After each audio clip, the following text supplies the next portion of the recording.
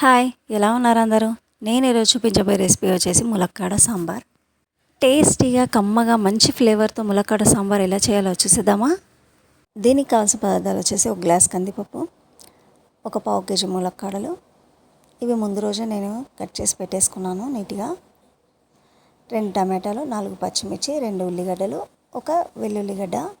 వీటితో పాటుగా నేనైతే ఇంగువను కూడా యాడ్ చేసుకుంటానండి. ఇది పూర్తిగా ఆప్షనల్, నచ్చిన వాళ్ళు వేసుకోండి, లేదంటే లీవ్ ఇట్. రుచికి సరిపడా ఉప్పు, కారపొడి, ఇది పట్టించిన కారం అండి, ఇంట్లోనే మేము తయారు చేసుకుంటాం. అల్లం వెల్లుల్లి పేస్ట్, ముందుగానే కడిగి నానబెట్టుకున్న చింతపండు.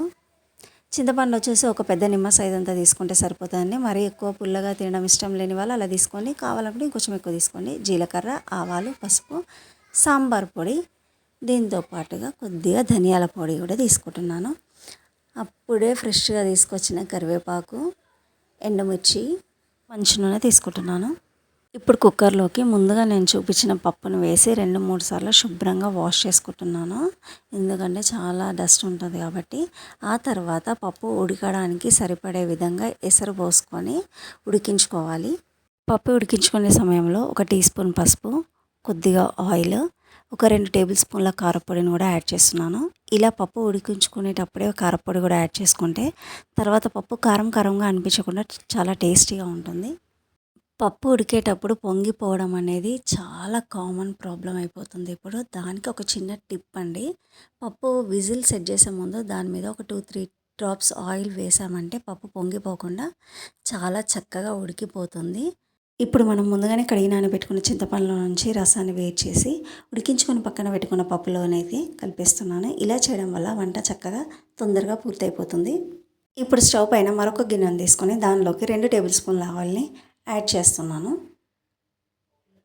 ఆయిల్ కొద్దిగా వేడైన తర్వాత ఇందులోకి జీలకర్ర, ఆవాలు చిటపటలాడే వరకు మంచిగా వేయించుకోవాలి. ఆ తర్వాత 4-5 వెల్లుల్లి రబ్బలు తీసుకొని నలుపుకొని ఆయిల్లో వేసుకొని వేయించుకోండి. చాలా టేస్టీగా ఉంటుంది, ఫ్లేవర్ కూడా చాలా బాగుంటుంది. వీటితో పాటుగా 4-5 ఎండుమిర్చి, కొద్దిగా కరివేపాకు, అలాగనే మనం ముందుగా కడిగి కట్ చేసి పెట్టుకున్న పచ్చిమిర్చి, ఉల్లిగడ్డ కూడా వేసి బాగా గోలనివ్వాలి. ఈ ఉల్లిగడ్డ, పచ్చిమిర్చితో పాటుగా ఇవి వేగుతున్న సమయంలోనే ఇంగువ కూడా యాడ్ చేసుకుంటే చాలా అంటే చాలా టేస్టీగా ఉంటుందండి. నచ్చిన వాళ్ళు మాత్రమే వేసుకోండి, నచ్చిన వాళ్ళు స్కిప్ చేయండి, పర్లేదు. ఇంగువ వేసుకున్న తర్వాత ఒకసారి అన్నిటిని బాగా కలిపేసుకొని ఇవి త్వరగా వేగిపోవడానికి కొద్దిగా సాల్ట్ని యాడ్ చేస్తున్నాను. ఇలా వేగించుకునే సమయంలో సాల్ట్ని యాడ్ చేయడం వల్ల మనం వేయించుకునే ముక్కలు త్వరగా వేగిపోతాయండి.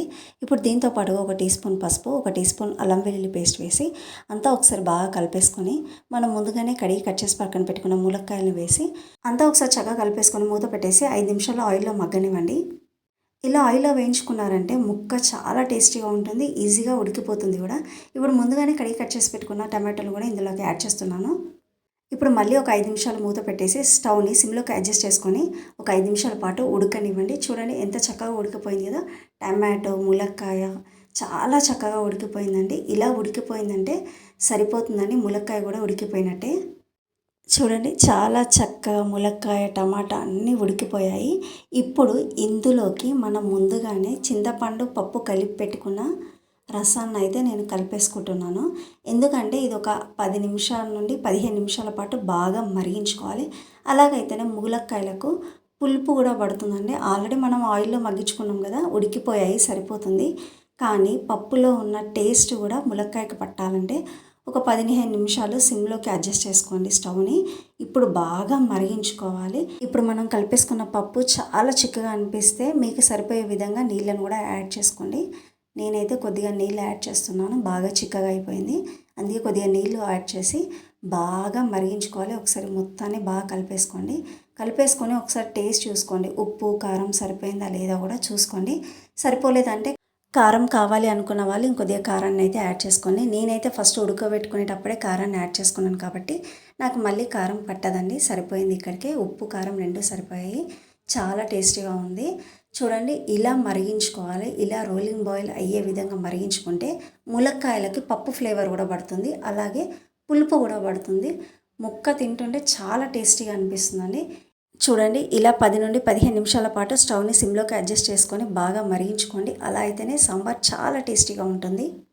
సాంబార్ ఇంకా టేస్టీగా హోటల్ స్టైల్లో ఉన్నట్టు ఉండాలనుకుంటే ఇందులోకి ఒక చిన్న చిట్కా అండి. 1.5 స్పూన్ షుగర్ని యాడ్ చేసుకున్నారంటే టేస్ట్ ఇంకా అద్భుతంగా ఉంటుందండి. ఇది చూడండి, నాకు సరిపోయే విధంగా మరిగింది చాలు. ఇప్పుడు నేను ఇందులోకి 1 టీ స్పూన్ ధనియా పౌడర్, అలాగే 1 టీ స్పూన్ సాంబార్ మసాలా కూడా యాడ్ చేస్తున్నానండి. ఈ కన్సిస్టెన్సీ వచ్చే వరకు మరిగించుకున్నానంటే సరిపోతుందండి.